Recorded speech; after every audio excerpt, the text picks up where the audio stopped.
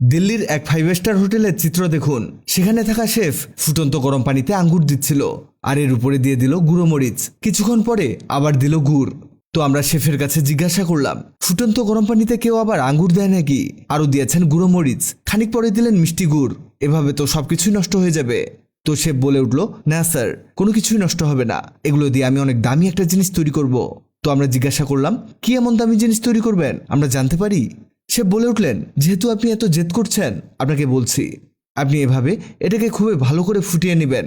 এখানে দেখবেন পানি গাঢ় আকার ধারণ করছে, আর আঙ্গুরগুলোও কিছুটা ফেঁপে উঠেছে। এগুলো গাঢ় আর আঙ্গুরগুলো সেদ্ধ হয়ে গেলে এগুলোকে একটি ব্লেন্ডারের মধ্যে দিয়ে দিন, আর এগুলোকে ভালোভাবে ব্লেন্ড করে নেবেন। ব্লেন্ড হওয়ার পরে এগুলোকে এক সাইডে রেখে দিতে হবে, এটা যাতে কিছুটা ঠান্ডা হয়ে যায়।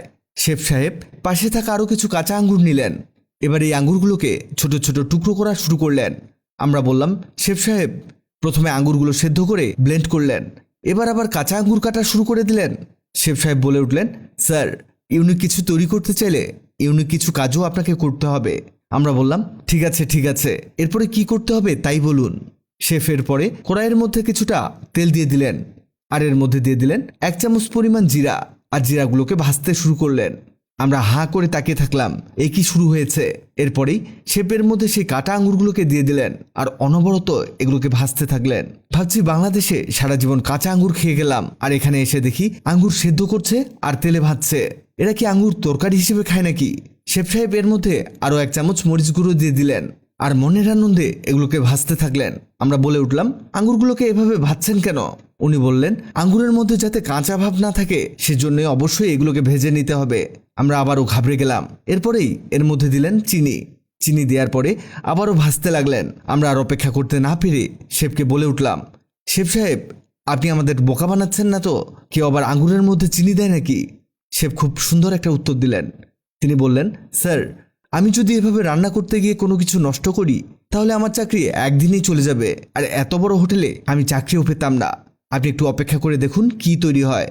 কথা বলতে বলতে উনি এর মধ্যে ব্লেন্ড করা আঙ্গুরগুলোকে দিয়ে দিলেন, আর আমাদের বললেন, দেখুন স্যার, এভাবে দিয়ে চুলার হিট মিডিয়াম করে দিবেন, আর এই অবস্থাতে নাড়তে থাকবেন। এভাবে আপনি 5 মিনিট রান্না করবেন যাতে এটা গাঢ় হয়ে যায়।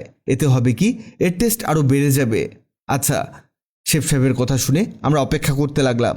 এর মধ্যে আপনাদের জানিয়ে দেই, আগের ভিডিওতে কমেন্ট করেছেন নেপাল থেকে মোহাম্মদ হৃদয়, সাভার থেকে আইরিন আক্তার, সৌদি আরব থেকে মোহাম্মদ সোহাগ আহমেদ।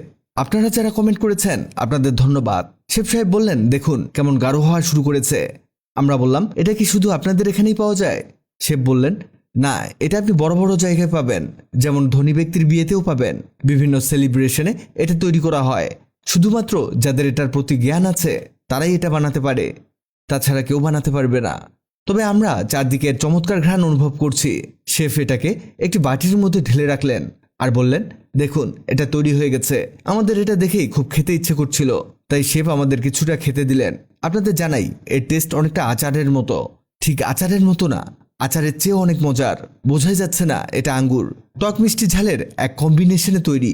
1 চামচ খেয়েই জিভে জল চলে এসেছে, সাথে চিবানো যাচ্ছে। মনে হয় খেতেই থাকি। আপনারাও চাইলে ট্রাই করতে পারেন এই রেসিপিটি। বিশেষ করে মায়েদের এটা খুবই কাজে আসবে, তাই ভিডিওটিকে শেয়ার করুন। আপনি পৃথিবীর কোন জায়গা থেকে ভিডিওটি দেখছেন কমেন্ট করুন, যাতে পরবর্তী ভিডিওতে আপনাকে ধন্যবাদ জানাতে পারি। ভিডিওটি ভালো লাগলে লাভ ইউ একদিন, খারাপ লাগলে হাহারি একদিন।